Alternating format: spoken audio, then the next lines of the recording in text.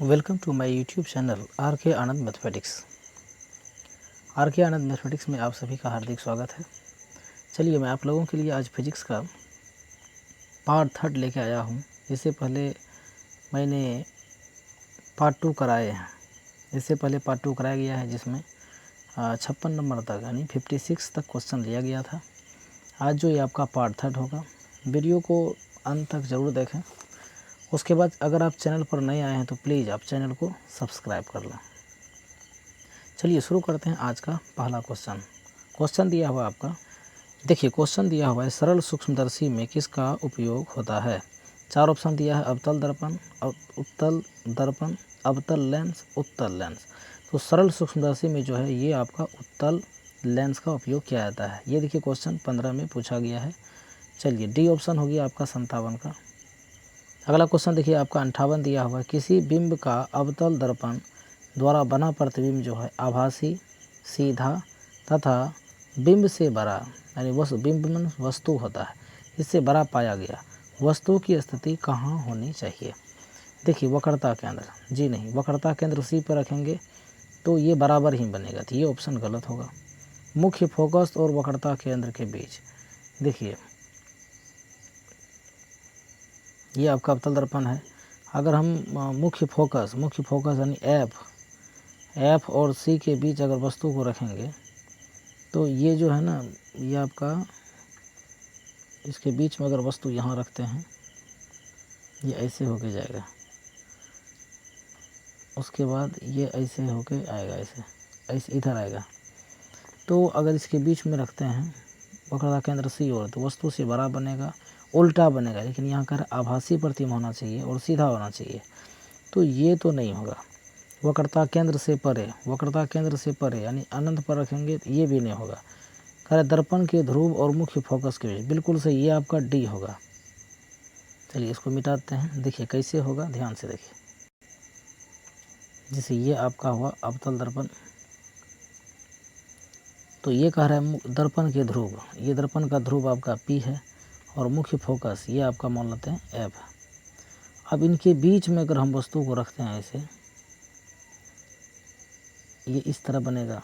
दूसरी प्रकाश किरण ऐसे सी से होकर गुजरेगी, ये मान लिया जाए सी है, तो इस किरणों को अगर पीछे बढ़ाएंगे तो ये आपका ऐसे बढ़ेगा, ये भी ऐसे बढ़ेगा। तो दर्पण के पीछे ये आभासी और सीधा, ये आपका वस्तु था, मान लिया जाए ए और बी आपका वस्तु है। इसका प्रति मान लें ए डैश और बी डैश बना। देखिए सीधा बना, दर्पण के पीछे बनेगा, दर्पण के पीछे बना, सीधा बना, और देखिए इनका है आभासी होना चाहिए, सीधा होना चाहिए और बिंब से बड़ा, तो बिंब से देखिए बड़ा बन रहा है, तो ये आपका डी ऑप्शन हो गया। चलिए 59 नंबर के क्वेश्चन की तरफ। कह रहा है एक उत्तल लेंस होता है, एक उत्तल लेंस होता है। कह रहा है कि सभी जगह समान मोटाई का। बी कह रहा है कि बीच की अपेक्षा किनारे पर मोटा, किनारे की अपेक्षा बीच में पतला, इनमें से कोई नहीं। देखिए उत्तल लेंस तो आपका ये है, ये देखिए किनारे आपका पतला है, किनारे आपका पतला है, बीच क्या है आपका मोटा है। तो उत्तल लेंस क्या होगा, बीच की अपेक्षा किनारे पतला, किनारे की अपेक्षा बीच मोटा, ये होगा ऑप्शन सी ऑप्शन। चलिए देखिए है कि नहीं, देखिए किनारे की अपेक्षा किनारा आपका पतला है लेकिन बीच में आपका मोटा है, बीच आपका मोटा है, ये आपका उत्तल लेंस हो गया, ये आपका उत्तल लेंस हो गया। चलिए अगला क्वेश्चन लेते हैं। देखिए 60 नंबर का क्वेश्चन है, 1 मीटर फोकस दूरी वाले, 1 मीटर फोकस दूरी वाले उत्तल लेंस की क्षमता होती है। पहला ऑप्शन दिया है आपका -1 डायोप्टर, 1 डायोप्टर, 2 डायोप्टर, उसके बाद 1.5 डायोप्टर। तो इसमें जो होगा देखिए, सबसे पहले उत्तल लेंस की क्षमता है ना, P बराबर ये आपका होगा 1/f, लेकिन मीटर में, हाँ 1 मीटर फोकस दूरी। अब 1 मीटर फोकस दूरी है तो 1/1, तो मतलब कितना, 1 हो गया, 1 डायोप्टर होगा। लेंस की क्षमता का सही मात्रक 1 होता है, तो ये बी ऑप्शन हो गया। देखिए 61 आपका कहता है कि निर्गत किरण एवं अभिलंब के बीच के कोण को क्या कहते हैं। 2012 का क्वेश्चन है। आपतन कोण, देखिए सबसे पहले ये पे देखिए, ये आपका अपारदर्शी सतह है, प्रकाश की किरणें आई तो ये आपतित किरण हो गई, और ये परावर्तित किरण, इसी को निर्गत किरण कहते हैं। और अभिलंब के बीच बने, ये आपका अभिलंब है, मान लीजिए बीच में अभिलंब है। आपका निर्गत किरण, ये आपका निर्गत किरण हो गया, ये आपका निर्गत किरण हो गया। तो कर निर्गत किरण और ये आपका अभिलंब है, ये आपका अभिलंब है। क्या इनके बीच बने कौन को? निर्गत किरण, ये तो हुआ आपतित, आपतित किरण आई है। ये आपतित किरण और विलंब के बीच बने कौन को आपतित, आपतन कोण आई कहेंगे। लेकिन इसके बीच में जो कोण बना दिया आपका परावर्तन कोण होगा, ये बी ऑप्शन हो गया आपका। चलिए अगले क्वेश्चन की तरफ। अगला क्वेश्चन आपका 62 नंबर देती है, 61 था। 62 का क्वेश्चन देखिए दिया है, निम्न में से कौन सा पदार्थ लेंस के बनने में प्रयुक्त नहीं किया जा सकता है। काफ़ी इंपॉर्टेंट क्वेश्चन है। जल का, कांच का, प्लास्टिक का, मिट्टी का। यहाँ में चुनना किसका नहीं किया जाता है। जल का तो किया जाएगा, कांच का भी किया जाएगा, प्लास्टिक का किया जाएगा, मिट्टी का नहीं किया जाएगा। ये ऑप्शन होगा आपका डी। हमें चुनना था कौन का प्रयोग नहीं किया जा सकता है, तो मिट्टी का नहीं किया जा सकता है, डी ऑप्शन हो गया। चलिए ये आपका जो है 63 नंबर का क्वेश्चन देखिए, कह रहा है किस दर्पण से वस्तु का बड़ा प्रतिबिंब बनता है। किस दर्पण से वस्तु का बड़ा प्रतिबिंब बनता है। समतल दर्पण, अवतल दर्पण, उत्तल दर्पण, इनमें से कोई नहीं। तो समतल दर्पण तो नहीं होगा, ये आपका अवतल दर्पण हो जाएगा। आपका 63 का आपका बी ऑप्शन हो गया, अवतल दर्पण बड़ा प्रतिबिंब बनता है। 64 का क्वेश्चन देखिए, कह रहा है 2 डायोप्टर क्षमता वाले लेंस का फोकस अंतर क्या होगा। देखिए सबसे पहले ये 1/f को हम लोग एक डायोप्टर कहेंगे, तो 1/f को एक डायोप्टर कहेंगे। अगर हमें यहाँ के ये फोकसांतर पूछा, f अगर चाहिए तो 1/d, तो यहाँ पर रखिए 1/d, d का मान 2 रखिए। लेकिन सब का आंसर आपका ये मीटर में होता है, अब सब है सेंटीमीटर में। देखिए 50, 20 है, 30 है, 40, 50, तो 1 मीटर बराबर होता है 100 सेंटीमीटर। तो यहाँ पर देखिए 1/2 मीटर बराबर, तो 1/2 में हम 100 से गुना कर देंगे, तो ये हो जाएगा आपका 50 सेंटीमीटर हो गया आपका, 50 cm। ये डी ऑप्शन हो गया। अगला क्वेश्चन देखिए 65 नंबर का। देखिए 65 का क्वेश्चन दिया है, किसी गोली दर्पण की वक्रता त्रिज्या 50 सेंटीमीटर है। तो मतलब वक्रता त्रिज्या को आर बोलेंगे, आर बराबर 50 सेंटीमीटर है। हमसे पूछा है कि फोकस दूरी क्या होगी। फोकस दूरी यानी एफ बराबर, तो एफ बराबर आप सूत्र जानते होंगे, जैसे आर बराबर 2f होता है, यानी वक्रता त्रिज्या फोकस की दुगुनी होती है, और फोकस जो है वक्रता त्रिज्या की आधी होती है। तो ये देखिए आपका 50 दिया है, तो 50/2 हम 2 कर सकते हैं, तो ये 25 दूनी 50, ये आपका हो गया 25 सेंटीमीटर। तो ये जो ऑप्शन हो गया आपका सी ऑप्शन हो गया, 25 सेंटीमीटर। अगला क्वेश्चन देखिए 66 का दिया है। क्वेश्चन दिया है, देखिए यहाँ पर क्वेश्चन आपका दिया है, अवतल दर्पण से परावर्तन के बाद, अवतल दर्पण से परावर्तन के बाद किरण किस बिंदु से गुजरेगा। अवतल दर्पण से परावर्तन के बाद किरण किस बिंदु से होकर गुजरेगा। सी से, एफ से, पी से, सी और एफ के बीच से। जैसे ये देखिए आपका, ये आपका अवतल दर्पण है। मान लिया जाए यहाँ एक वस्तु रखा हुआ है सी और अनंत के बीच, तो आप ये देखिए प्रकाश किरणें यहाँ टकराई, तो ये जो किरणें कह रही है परावर्तन के बाद, देखिए अवतल दर्पण से परावर्तन के बाद यहाँ आपका परावर्तन हुआ, आपतित किरण यहाँ आई, यहाँ परावर्तन होगी, यहाँ पर आपतित किरण हुआ, ये यहाँ से टकराने के बाद ये जो किरणें ऐसे गुजरी, ये जो किरणें ऐसे गुजरी, तो ये किधर से होकर गुजरेगी, एफेसन होकर गुजरेगी, तो बी ऑप्शन हो गया। बहुत ज़बरदस्त क्वेश्चन है, इम्पोर्टेंट क्वेश्चन है ये आपका। कह रहे कि अवतल दर्पण में, फिर से समझिए, अवतल दर्पण से परावर्तन के बाद किरण किस बिंदु से होकर गुजरेगा। ये आपका अवतल दर्पण है, ये आपका वस्तु है। अब ये आपतित किरण यहाँ टकराने के बाद ये जो गुजरेगी किरण है, ये एफ से होकर गुजरेगी, बी ऑप्शन। 67 नंबर का क्वेश्चन देखिए, कह रहे अगर किसी अवतल दर्पण की फोकस दूरी एफ है और वक्रता त्रिज्या आर हो तो क्या होगा। एफ बराबर r/2, पहला ऑप्शन दिया एफ बराबर r/2। बी ऑप्शन दिया है एफ बराबर 2r, एफ बराबर 3, नहीं ये नहीं होगा, ये भी नहीं होगा। आर बराबर, देखिए आर बराबर जो होता है 2f होता है, तो एफ बराबर क्या होगा r/2 है ना।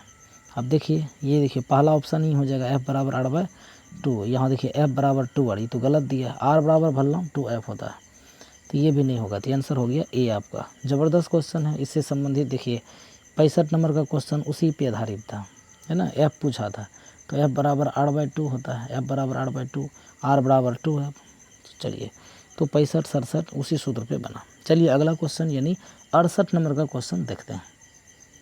68 का क्वेश्चन देखिए दिया हुआ, किसी उत्तल लेंस का फोकसांतर मतलब f बराबर वो आपका 50 सेंटीमीटर दिया हुआ है, 50 सेंटीमीटर दिया है। कह रहा है उसकी क्षमता बताइए। देखिए उसकी क्षमता, लेंस की क्षमता को हम लोग 1/f से सूचित करते हैं। तब देखिए 1/, अब ये कितना होगा, 50 सेंटीमीटर है, ये 50 लिख देंगे। अब 1/50 आया, गुना कर देंगे 100 से, तो 50 दूनी 100, ये हो गया आपका +2 डायोप्टर। अगला क्वेश्चन कह रहे हैं यहाँ पर, किसी दर्पण से वस्तु को कहीं भी रखने से, किसी दर्पण को वस्तु को कहीं भी रखने से वस्तु के बराबर आकार का सीधा प्रतिबिंब बनता है। तो दर्पण कैसा होगा, दर्पण कौन सा होगा, उत्तल होगा, अवतल होगा, समतल होगा, समतल में होता है, ठीक है, डी ऑप्शन दिया, समतल उत्तल दोनों, ये दोनों में होगा। ये देखिए क्या करें, वस्तु के बराबर, तो समतल दर्पण और उत्तल दर्पण में वस्तु के बराबर आकार का होगा, तो ये आपका डी ऑप्शन हो गया, दोनों होगा, समतल और उत्तल। 70 नंबर का क्वेश्चन देखिए, कार्य फोटोग्राफिक कैमरा का अभिदृश्यक होता है, फोटोग्राफिक कैमरा का अभिदृश्यक होता है उत्तल लेंस, अवतल लेंस, उत्तल दर्पण तो होगा ही नहीं, ये दर्पण वाला ऑप्शन गायब हो गया। अब कह रहा है उत्तल होगा कि अवतल होगा, तो ये आंसर हो गया आपका उत्तल लेंस होता। बहुत ही अच्छा सवाल था ये 70 नंबर का। 71 देखिए, साइड मिरर के रूप में प्रयुक्त होता है अवतल दर्पण, उत्तल लेंस, प्रिज्म, ये दोनों ऑप्शन गायब हो गया। अब बताइए अवतल होगा कि उत्तल होगा, तो इसका जो 71 का सही जवाब होगा साइड मिरर, ये उत्तल दर्पण होगा, बी ऑप्शन हो जाएगा आपका। उत्तल दर्पण का प्रयोग साइड मिरर के रूप में, यानी कार के पीछे साइड मिरर के रूप में प्रयोग किया जाता है उत्तल दर्पण। 72 का क्वेश्चन देखिए, प्रकाश का वर्ण विक्षेपण किस उपकरण से संभव होता है, दर्पण से, जी नहीं, लेंस से, जी नहीं, प्रिज्म से ही होगा, ये सी ऑप्शन, ये डी नहीं होगा, किस से नहीं होगा, ये आपका सी प्रिज्म से होगा। प्रकाश का वर्ण विक्षेपण प्रिज्म में ही दिखाई देगा। चलिए 73 नंबर का क्वेश्चन इस पर दिया हुआ है, किस दर्पण से हमेशा वस्तु से छोटा प्रतिबिंब बनता है, वस्तु से छोटा प्रतिबिंब किस दर्पण में, ये आपका उत्तल दर्पण में बनता है। आंसर हो गया आपका बी, उत्तल दर्पण। अगला क्वेश्चन दिया है कि जब प्रकाश की किरण हवा से कांच में प्रवेश करती है तो मुड़ जाती है, ठीक है, तो किधर मुड़ती है, अभिलंब से दूर, अभिलंब के निकट, अभिलंब के समांतर, इनमें से कोई नहीं। तो 74 का जो आंसर होगा अभिलंब के निकट होगी, ये बी ऑप्शन हो गया। 75 नंबर का क्वेश्चन देखिए, किसी गोलीय दर्पण तथा किसी पतले गोलीय लेंस दोनों की फोकस दूरियां वो -15 सेंटीमीटर है, दर्पण तथा लेंस संभवतः क्या होंगे, दोनों पूछा है, दर्पण का भी -15 है, लेंस का भी -15 फोकस दूरी है, तो संभवतः वो लेंस क्या होंगे। एनसीईआरटी का क्वेश्चन है, दोनों अवतल होंगे, दर्पण अवतल और लेंस जो है उत्तल होंगे, दोनों उत्तल होंगे, दर्पण उत्तल तथा लेंस अवतल होंगे। तो 75 का जो आंसर होगा आपका ये हो जाएगा दोनों अवतलीय होगा, क्योंकि देखिए अवतल दर्पण में इधर जो है आपका अवतल दर्पण में ये फोकस दूरी माइनस में लगा है, तो माइनस में लगा है तो दोनों अवतल ही होंगे। 76 नंबर का कारण निम्न में किसका उपयोग लेंस बनाने के लिए नहीं किया जा सकता। तो इस तरह क्वेश्चन पीछे में किए थे, हवा, पानी है, पारा है, कांच है, देखिए इसका प्रयोग किया जाएगा, हमें चुनना है किसका प्रयोग नहीं किया जा सकता है। तो यहाँ पर होगा हवा का इसमें कोई ज़रूरत नहीं है। इससे पहले जो क्वेश्चन था उसमें मिट्टी शायद आंसर था, मिट्टी था, तो इसमें हवा का प्रयोग नहीं, पानी का प्रयोग किया जाएगा, पारा का प्रयोग, उसके बाद कांच का प्रयोग किया जाएगा। 77 नंबर का क्वेश्चन दिखे दिया है, प्रकाश का वेग न्यूनतम होता है, तो किसमें, निर्वात में, जल में, वायु में, कांच में। 77 का जो आंसर होगा वो होगा कांच में। कांच में जो है ना प्रकाश का वेग सबसे न्यूनतम होता है, आंसर होगा कांच में, डी ऑप्शन। अगला क्वेश्चन देखिए 78 का आपका दिया हुआ, किसी समतल दर्पण द्वारा आवर्धन होता है, किसी समतल दर्पण द्वारा आवर्धन जो होता है कितना होता है, -1 +1 0, इनमें कोई नहीं। तो 78 का जो आंसर हो जाएगा वो आपका ये होगा आपका बी, यानी +1 होता है। समतल दर्पण का जो आवर्धन होता है +1 होता है। 79 का निम्नलिखित में किसका अपवर्तनांक सबसे कम होता है। निम्नलिखित में किसका अपवर्तनांक सबसे कम होता है। पानी, तारपीन, केरोसिन, बेंजीन। इसका याद रखनी है, पानी का जो अपवर्तनांक होता है सबसे कम होता है। पानी का अपवर्तनांक सबसे कम होता है। 80 नंबर क्वेश्चन, एक अवतल लेंस की फोकस दूरी आपका -2 मीटर है तो इसकी क्षमता क्या होगी। चलिए, इसकी फोकस दूरी f आपका दिया हुआ है, f आपका दिया है -2 मीटर, f दिया है, क्षमता पूछा है। देखिए लेंस की क्षमता जो होता है वो P बराबर सूत्र होता है 1/f, 1/f यानी 1/, ये जो माइनस में 2 हो जाएगा, तो 1/2 मतलब 0.5 होगा, 0.5 हो जाएगा। तो माइनस में 0.5, तो ये हो गया आपका 0.5, डी हो जाएगा, माइनस बी हो जाएगा आपका -0.5 डी। चलिए, ये था 80 नंबर का आज का पार्ट था। अगले पार्ट का आप लोग इंतज़ार कीजिए। वीडियो अगर पसंद लगी हो तो आप इसको लाइक करें, कमेंट करें और शेयर करें। चलिए मिलते हैं अगले पार्ट में, तब तक के लिए नमस्कार।